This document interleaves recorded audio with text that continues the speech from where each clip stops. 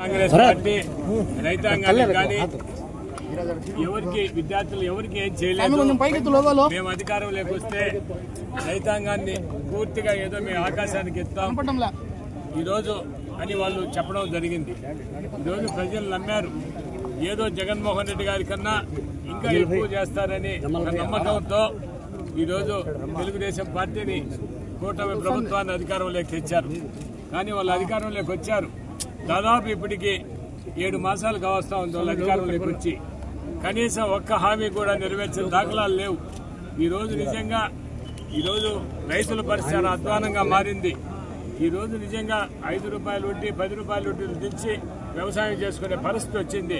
ఈరోజు వైఎస్ఆర్ కాంగ్రెస్ పార్టీ రైతులకు బాసటగా అండగా నిలవాలనే ఆలోచనతో ఈరోజు రాష్ట్ర వ్యాప్తంగా అన్ని జిల్లా కలెక్టరేట్ల వద్ద ఈరోజు నిరసన ప్రదర్శన చేయడం జరుగుతూ ఉంది. ఈరోజు నిజంగా రాయచోటిలో ఈరోజు చిన్న ఒక సమస్య ఉన్నా కూడా ఏదో కొద్దిమంది వచ్చి మేము ఇవ్వాలనుకున్నాం. కానీ మనం తెలిపిన వెంటనే వారే స్వచ్ఛందంగా ఈరోజు కార్యకర్తలు ఈరోజు తల్లి రావడం జరిగింది.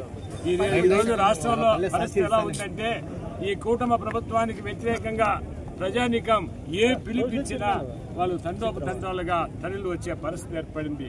ఈ రోజు నిజంగా రైతాంగానికి వైఎస్ఆర్ కాంగ్రెస్ పార్టీ బాసటగా ఉంటుంది. ఎందుకంటే రైతులకు ఎప్పుడుగా అండగా నిలిచిన పార్టీ ఆ రోజు నిజంగా దివంగత నేత రాజశేఖర రెడ్డి గారు కావచ్చు. ఆయన తర్వాత ఎందుకంటే రైతు పక్షపాతిగా తర్వాత జగన్మోహన్ రెడ్డి గారు అధికారంలోకి వచ్చిన తర్వాత ఈరోజు ఆర్బీకేలు కావచ్చు, ఈరోజు రైతు భరోసా కేంద్రాలకు రైతు భరోసా కావచ్చు, ఈరోజు ప్రతిదీ కూడా ఈరోజు వివిధ రైతులకు సహాయ సహకారాలు అందించిన పార్టీ ఈ దేశంలోనే వైఎస్ఆర్ కాంగ్రెస్ పార్టీ ప్రభుత్వము. ఈరోజు పూర్తిగా నిర్వీర్యం అయిపోయింది ఈ రాష్ట్రంలో రైతాంగం పరిస్థితి. రైతాంగం నిజంగా ఈరోజు నిజంగా వ్యవసాయం నిజంగా గతంలో అయితే రైతులు బాగా పరిపుష్టిగా ఏదైనా ఒక బ్యాంకుకి వెళ్ళి ఎక్కడ కూడా మా ప్రభుత్వంలో చాలా గౌరవం ఉండేది. కూర్చోబెట్టే పరిస్థితి ఉండేది. ఈ రోజు నిజంగా రైతాంగం ఏ బ్యాంకులో అప్పులు ఇచ్చే పరిస్థితి లేదు.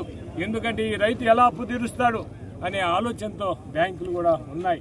కాబట్టి ఈరోజు రైతాంగానికి మీరు ఇంకా కూడా మా ఉద్యమాలు ఉధృతం చేస్తాం. ఈరోజు నిజంగా ఈరోజు తొలుతగా ఈరోజు రైతులపైనే ఇది ప్రారంభమైనది, ఇది అంతం కాదు, ఇది ఆరంభమే. ఈ ఉద్యమంతోనే ఈరోజు కూటమి ప్రభుత్వం వారి ప్రభుత్వాన్ని బీటలు వారే విధంగా కూడా ఉద్యమాలు రాష్ట్ర వ్యాప్తంగా ఉధృతం చేస్తామని కూడా తెలియజేస్తున్నాం.